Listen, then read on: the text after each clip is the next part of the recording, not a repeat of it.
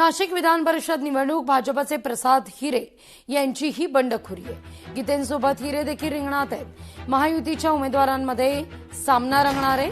भाजपचे निष्ठावान मतदार माझ्या सोबत असल्याचं हिरे यांचा दावा आहे।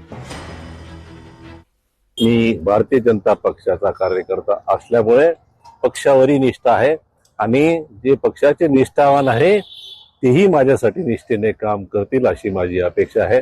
मी या निवडणुकीत 100% यश मिळवणार आणि तुम्हाला खात्रीलायक सांगतो की 623 पैकी 400 पेक्षा जास्त मतं घेऊन मी निवडून येणार। याच्याविषयी आपल्याला विश्वास देऊ इच्छितो। मतदार बंधू माझ्या बरोबर आहेत, कुठल्याही आमिषाला ते बळी पडणार नाही। माझी वैयक्तिक सर्व प्रतिष्ठा मी पणाला लावीन। नंदुरबार धरणांमधील पाणीसाठा 15 दिवसात घटलाय। पाणी टंचाईची चिंता वाढली आहे। मध्यम लघु सिंचन प्रकल्पातील पाणीसाठा चिंताजनक दिसतोय।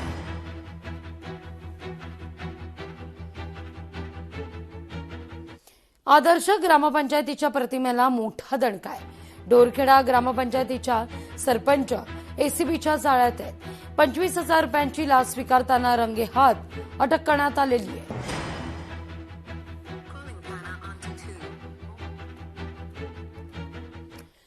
तुकोबांच्या पालखी सोहळ्याचा कार्यक्रम जाहीर आहे। जगद्गुरू श्री संत तुकाराम महाराजांच्या 341व्या पालखी सोहळ्याचा कार्यक्रम आयोजित करण्यात आलेला आहे। अध्यक्ष जालिंदर मोरे यांनी या सगळ्याचं आयोजन केलंय। यंदाचा पालखी सोहळा देहू येथून 7 जुलैला पंढरीच्या दिशेनं प्रस्थान करेल।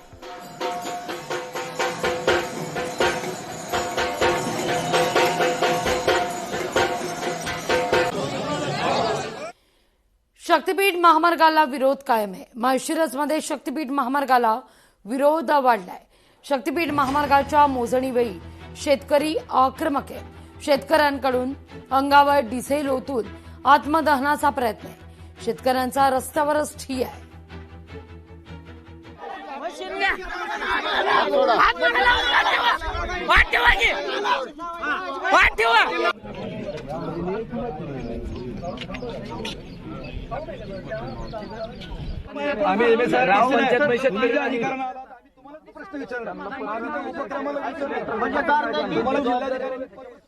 मावळच्या पवना धरणामध्ये 24.7% पाणीसाठा शिल्लक आहे।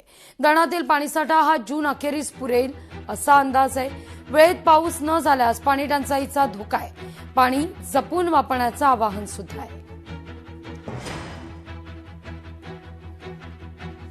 नंदुरबारमध्ये गॅस टंचाईमुळे नवीन कनेक्शन बंद आहे।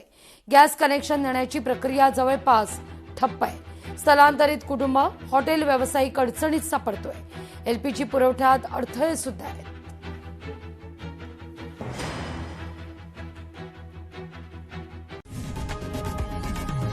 लोकशाही मराठी ऐका, पहा, जागरूक रहा।